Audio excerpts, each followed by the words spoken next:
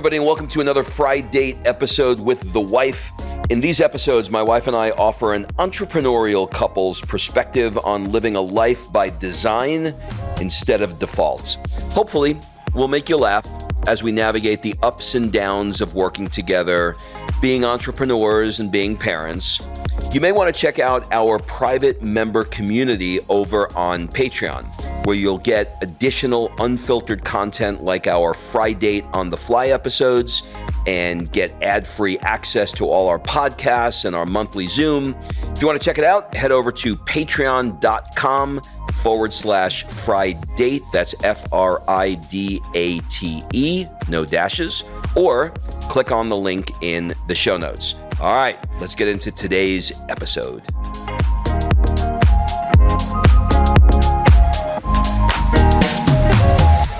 Kimberly in Momentum Murgatroyd. Momentum Mori Murgatroyd. Momentum Murgatroyd. Why is my middle name this time Momentum? Oh, I think you know. I don't. Oh, I think you know.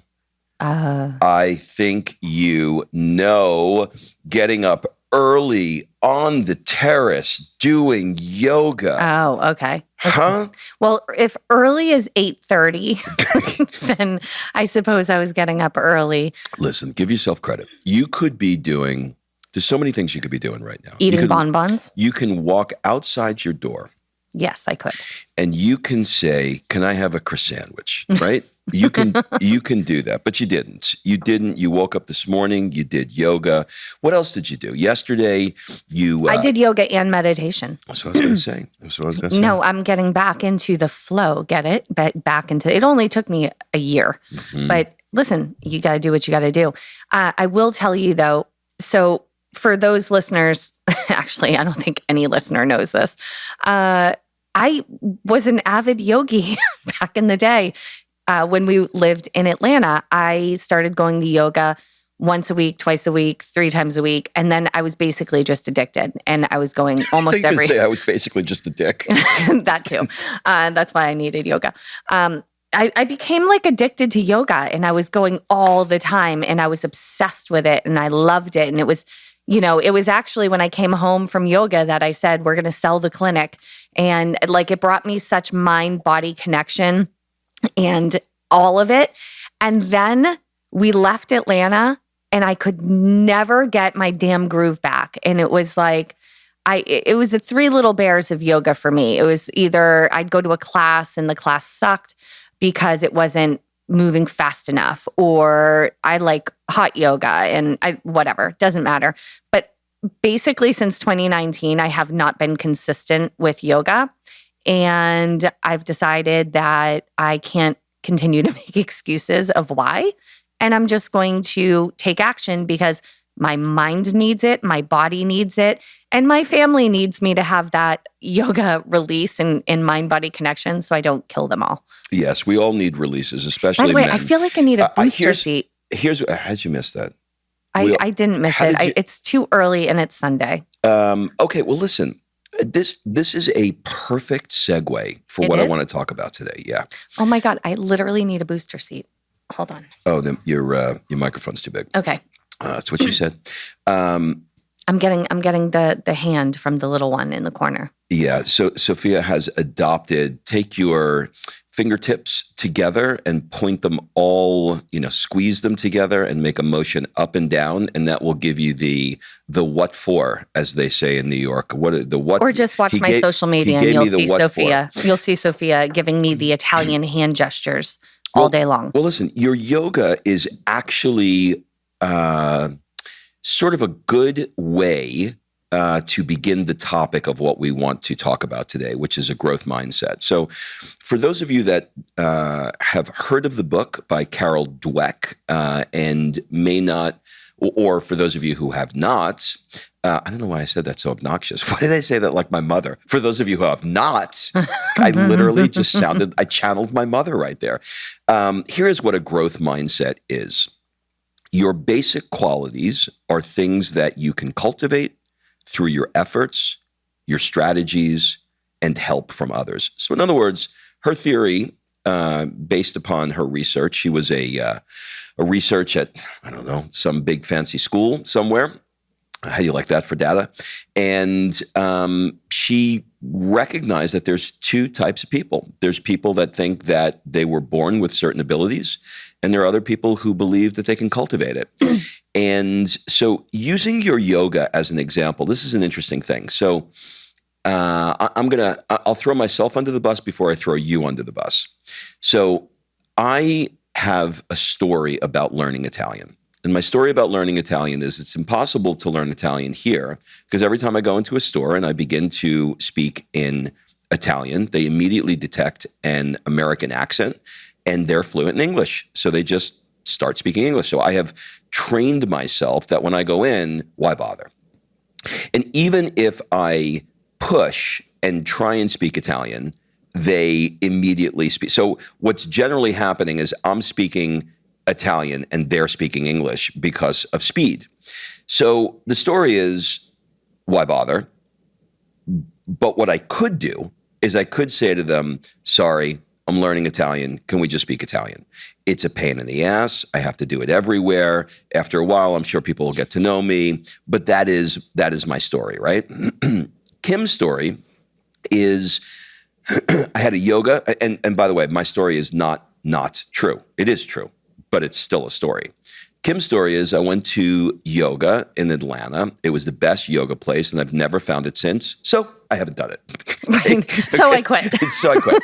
So now if we take that growth mindset and we extrapolate a little bit further, she said that the love of challenge, belief in effort, resilience in the face of setbacks leads to greater success. So think about that. Like, let's just stay with that for a second. So you look, I'll go back to Italian. I look at it and say, oh, I love a challenge. Everywhere in this city speaks English, but they also speak Italian. I love a challenge. Belief and effort. I am absolutely going to do the effort to say buongiorno, okay, over and over again until I go, oh, the G is silent. It's buongiorno, okay? And my daughter in the background is saying buongiorno, leads to greater success. So what she identified with these children is that the kids who are faced with a challenge, there are literally two types of kids. Ones that shut down when they see the challenge and go, I can't do it. I can't. And the other ones who literally take their hands, rub their palms together and get excited over the challenge. And what she talks about is that the growth mindset is not something that can't be developed. Right? So is it something that's innate? Some kids do come out that way, but then you have to have the conversation of, well, nature, nurture, was it their parents who did that and they watched it? Did they naturally? Who the hell knows, right? But it can be something that's cultivated. So, well, what I think is really interesting, and I started to reread this book again recently, and I took some notes, but she said, the view that you adopt for yourself profoundly affects how you live your life. And just think about this, right? So you have a growth mindset and you have a fixed mindset. If you have a growth mindset, you believe that listen to this, okay? You're going to love this. The deck of cards that you're dealt in life, right? A lot of people go, well, I just didn't get a good set of cards. I wasn't handed the life with, the silver spoon and blah, blah, blah, blah, blah. Again, a story. But the deck of cards that you're handed is your starting point for development. The deck of cards that you're handed is your starting. Oh, that's really good. Yes. So people with a growth mindset say, okay, so this is a situation I was brought into, and it's my starting point for growth. Okay. Or a fixed mindset looks and goes, there's nothing I can do. This was the deck I was dealt. This is the hand I was dealt. I'm using that phrase completely wrong. I get it. But this is the hand I was dealt, and there's absolutely nothing I can do about it. So I am just going to suffer through it. That's a fixed mindset. Let me jump in here because you just triggered something for me that pissed me off about myself. Love when I do that. And so I'm going to do the best I can to protect the innocent in this podcast. So I'm gonna make up a little bit of a story here so that I can illustrate this point. I was recently talking to a friend, and I won't say where the friend lives, but I was recently talking to a friend, and he has a extremely successful family member, and he is doing something in alignment, a business in alignment with that extremely successful family member. And I said to him something along the lines of, well, it must be nice to have that particular person in your family to be able to do this particular thing for you. And his answer, I thought, was so poignant. And to your point, his answer was, well, that is the road that I chose to take. But I could have chosen many roads. I suggest that you deal the hand that's dealt to you. Yeah. And so my fixed mindset said, oh, it must be nice to have this family member be in a position to do these things for you. And he said to me, that's just one road I took of many I could have taken. It's kind of like that song, Love the One You're With. Right.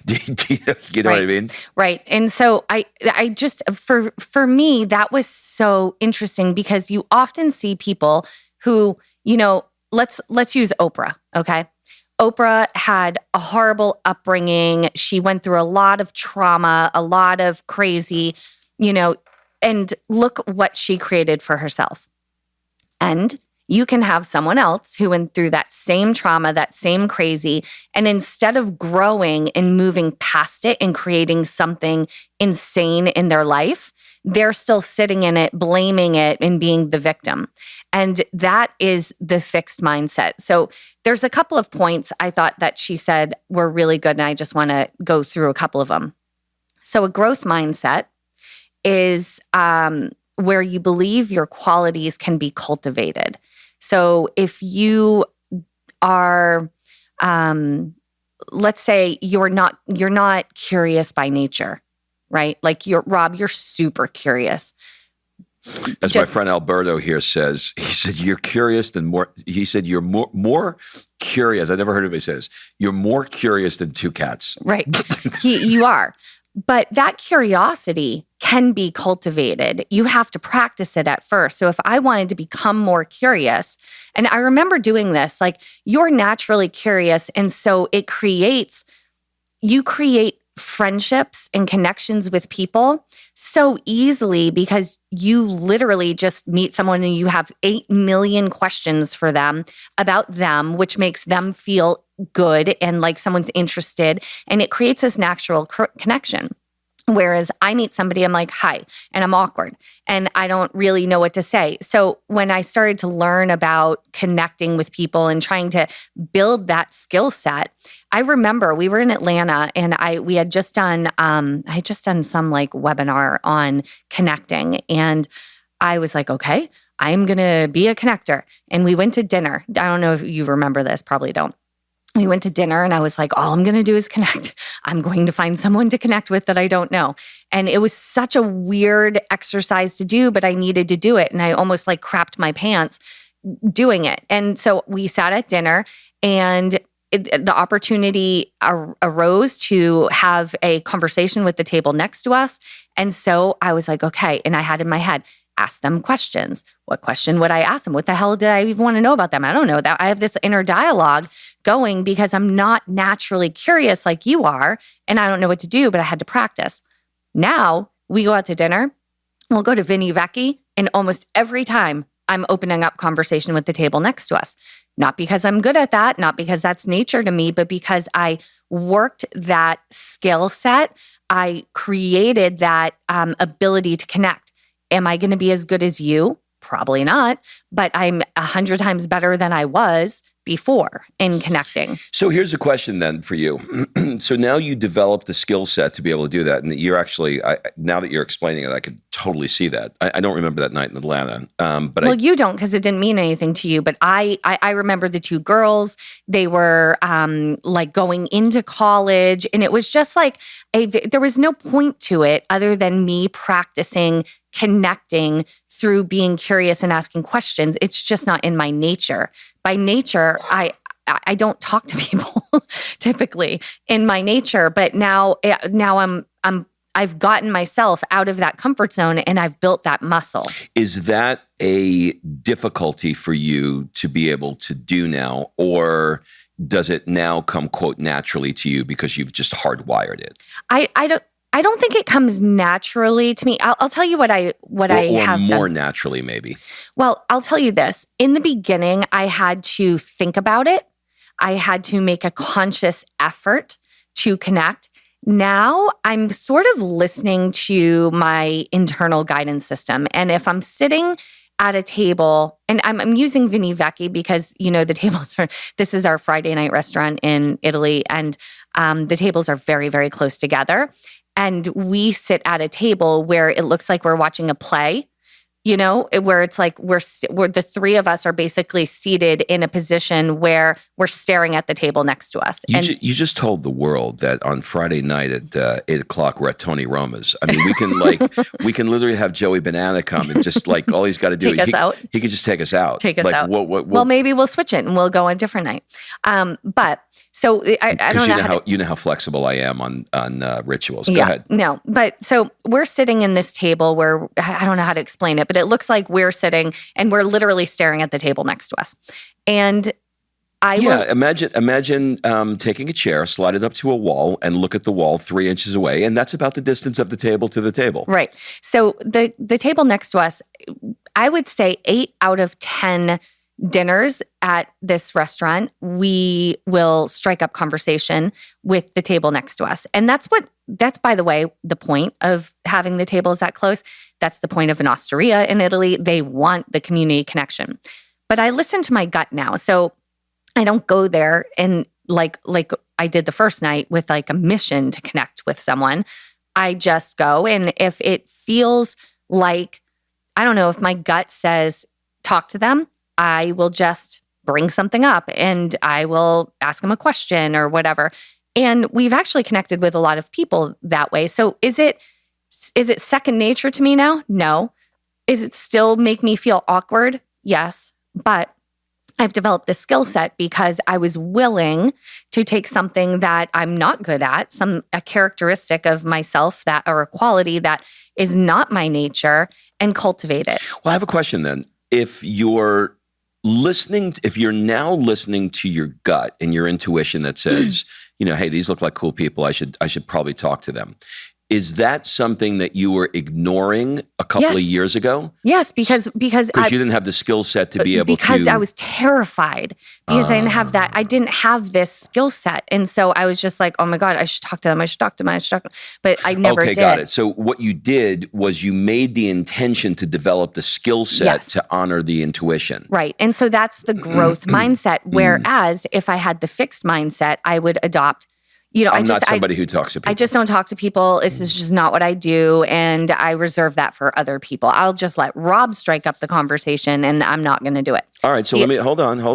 Before you go on to the next thing, let's apply this to yoga right now because you're in the midst of change. Change is always fascinating to me. I am obsessed with change because I know that there are certain like levers that are pulled that once you get on the other side of the change, and this is entering a territory I think people will find very useful because we had we started our Patreon community, our private Patreon community last night. And one of the conversations came up where you mean our live Zoom session? Yeah. If you're a Patreon member, how do they become a member? Patreon.com/Fri-Date. Yeah. No dash. Fridate. And if you become an ultimate member, we do a Zoom. And so we did our first one last night.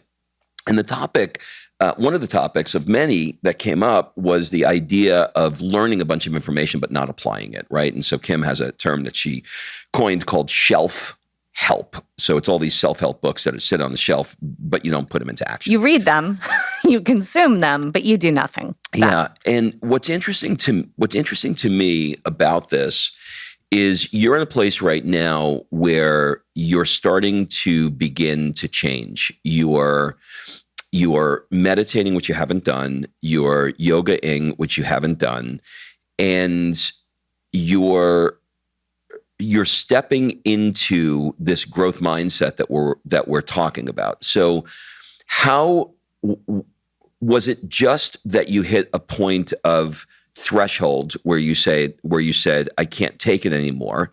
Or was there a different question that you asked yourself, like, what if I just did 10 minutes? Or what is it that's getting you into momentum? Because this is a really, really, like, this point right here. It's not when you do yoga every day for an hour and meditate every day you're too far to be able to help somebody. But where you are right now, where you could go this way and you could go, I'm going to watch Netflix, or you could go that way and you can go, I'm going to do yoga. That point, like that moment is where change happens. Yeah.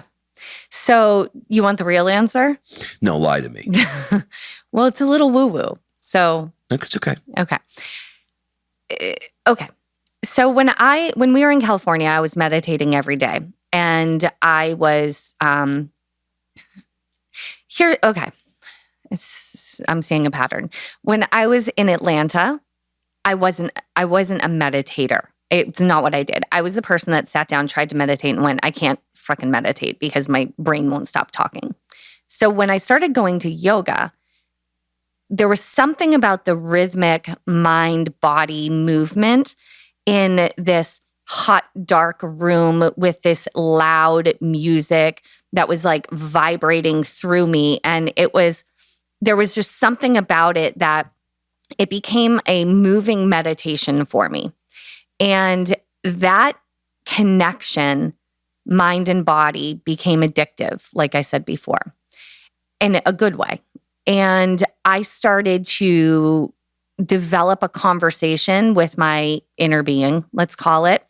And I know that people are listening right now going, you're either on the hell yeah, girl, go for it, or you're going to be like, she's a wackadoodle. But I'm going to tell you, I went to yoga one day and it was in November of 2018. I went to yoga. I went through this meditation, moving meditation class was 90 minutes.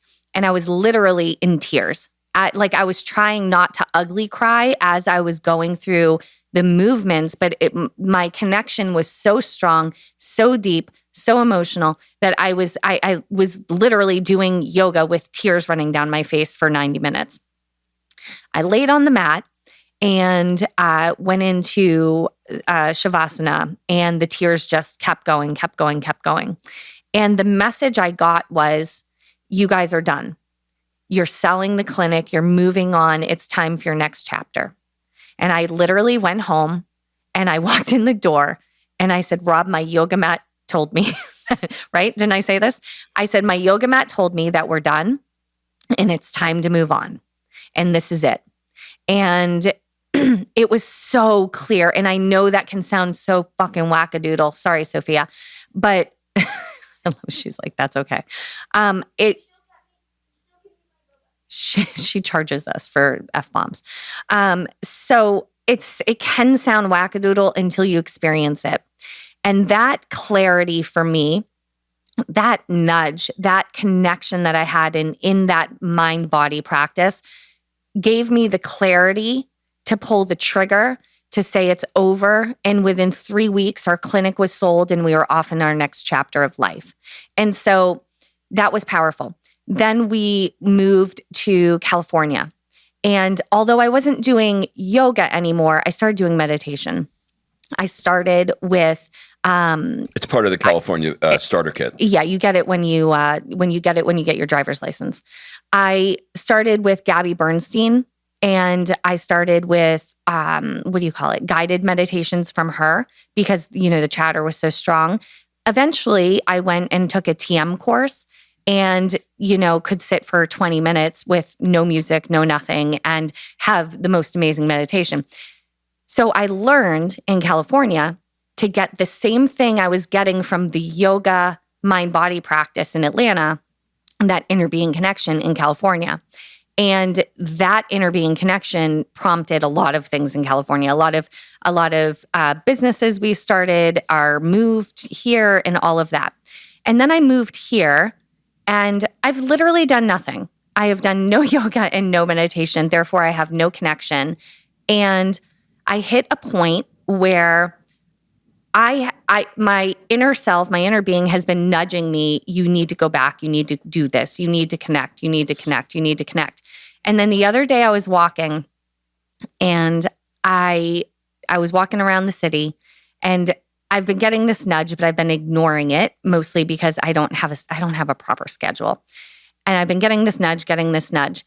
And then something made me look down. I stopped in an area. I looked down at my watch and my watch said I had been walking for 33 minutes and 33 seconds. And whenever I see repeating numbers, I see 11:11 all the time. All of us see 11:11. It's like up, angel wink or whatever. But I don't see repeating threes. Like that's not something that happens. And so I got like this feeling that there was something about this repeating threes. And so I looked up what the 4 threes are, 3-4 times. I looked it up and it said basically, please go connect into your inner being because we want to help you achieve the next thing you're after. And I was like, okay, well, if that's not a sign, and it just felt really, I don't know. I just got the feeling that this was accurate. I know that was a really long it was spiritual answer, but listen. But that was so my spiritual guidance team got leverage on me. I was just about to say that when you have something that's deep inside you, it's very difficult to figure out because it's so connected to you. It's very difficult to explain. But I think this is an important piece for 2 reasons. One is there are 2. With personal development, it's a toolbox. It's not growth mindset, fixed mindset. It's not trust your intuition. It's not. They're not mutually exclusive. They're not different. They're one and the same. They're one and the same, or they're. It's just a different tool in your toolbox, right? So here's what I heard, and I think this is how people can. This is the takeaway that I got from it. If number one, there was a significant emotional event in your life. Tony Robbins calls it a SEE, a C. A significant emotional event, right? And your significant emotional event was you were in States, in a yoga room in Atlanta, on the mat, had something happen to you because you were, you were in the right states. To receive the message. You were in the right state to receive the message in the right place and at the right time, right? You got that message. So you anchored, another tool, you anchored in your body that when you're in that state and you get that message to act. 2 is you built a reference, another tool. The reference that you built was because I made this change, it allowed us to move to California, it allowed us to move to Italy. That was the lead domino, another tool from the One Thing book. That was the lead domino that allowed you to make the change. And so now you're looking at those references, and now you had another thing. So now you had another significant emotional event, right? The next tool, which is I'm walking around the city, I see repeating numbers, triggers a reference to when you listened to it the last time. And because you did it the last time, your nervous system was hardwired to be able to facilitate the change. And when you were in that state, when you were doing yoga, you were able to have more changes in your life. So hopefully something in my story about language, Kim's story about yoga, and the idea of growth mindset and all these other tools will help you where you are. Kim's giving me the finger. She wants to tell me something. I'm not giving him that finger. It sounds like I'm giving you the finger. I have gotten that finger before. Actually, I regularly get that finger. This was a different finger. One of the things that we've been talking about, we weren't prepared to talk about this today, but I think it's worthwhile to bring up because I always like being real with you guys. Whenever you have a company, your brand sort of represents who you are and it evolves with you. And we've been in a brand evolution right now. And we're looking at, what are the things that people who listen to this show, people that are in our private community, people who attend our events, what are the things that they're saying? And, what we're realizing is that most people who are listening to this show are trying to design a life in all sorts of ways. It could be that they want to add yoga into their life, or it could be they want to leave the job, or it could be they want to move to another country, right? So I think we're all in a state of evolution, and we all need different tools to help us through it. So that's really actually a great tee up, because if you're in a state that in your life and you're trying to achieve something else, you want to turn the page, go to the next chapter like we did and create a completely different life for yourself. Or if you're just trying to kind of up level the one that you have, maybe it's not a complete life overhaul. If you have a fixed mindset around that, you have a belief that nothing will change, that I'm going to be stuck in this job forever. I'm going to be stuck in this house forever. I'm going to be stuck in this city forever. I'm going to be stuck in this marriage or lack of marriage forever. That's a fixed mindset. So when you see yourself having these thoughts, right, that you're not willing to put the effort in to change your situation, or you're not willing to ask for help to change your situation, you have a fixed mindset. If you are fearful of the future and if you're allowing that fear to trap you in your current situation, you have a fixed mindset. If you're worried that you may make a big mistake and everybody will see how wrong you were in whatever life change you're doing, you have a fixed mindset. And I think a lot of what holds people back from creating the life they want is belief that they can't change their situation. They can't change the cards they were dealt. And so my suggestion is to get curious. Rob, you said this last night on our private Zoom with our Ultimate members. Wouldn't it be cool if? Start there. Wouldn't it be cool if I traveled in Europe? Wouldn't it be cool if we got to move out of this town? Wouldn't it be cool if I created a side hustle that allowed me to retire from my day job? Wouldn't it be cool if? Start to daydream about that. And that daydream, don't allow, here's the pothole. The moment you start to do that, wouldn't it be cool if? Your brain goes, yeah, but how? Yeah, but you can't. Yeah, but. Don't let that happen. Stay in the daydream, in the positive of wouldn't it be cool if? And that's when you start to build that positive momentum. Start asking yourself questions. Start saying, okay, well, what characteristic in myself would need to change to be able to go to this next stage? What small thing could I do to move in that direction, to build that momentum? And when you see, this is a big one, not everything's going to go perfect as you're taking that leap, as you're walking into that next chapter.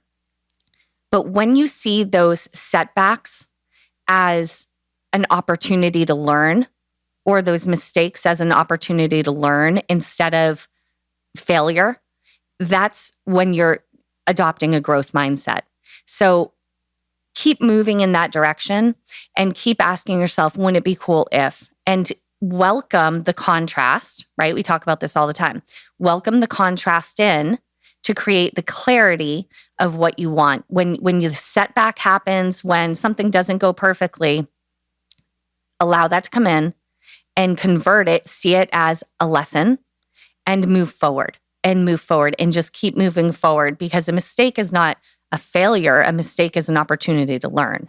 And that's where having a growth mindset and cultivating that growth mindset, it is where you build the momentum. So if what we talked about with the fixed mindset rings true for you, you can't unhear it. This is one of those things that when you say, you give the characteristics of a fixed mindset, and then, you catch yourself going in that direction, you can't unhear it. You have to identify it, and you need to flip it. So I would highly recommend reading the book Mindset from Carol Dweck. You can get it on audio. You can also Google. Google Carol Dweck. This is funny. Google Carol Dweck's Google seminar, and she did a thing at Google talking about mindset. And go for it. And what you did today, Rob, with me with yoga, because today is it's the second day that I did yoga. You praised my effort and not my outcome. Oh, and look at that. That's a big mindset trick, and especially for parents, is praising the effort and not the outcome. You worked so hard on this. You got up and you did it. I told Rob, I said, yeah, I only did 15 minutes. And I feel like a rubber band from 1908 that is about to snap. And he's like, yeah, but you did it. And you got up and you could have done other things, but you did it. So we praise the effort over the end result. And that's what you have to do with yourself too. So, all right, there you have it, everybody. Have a great week, and we will see you next week. Bye-bye.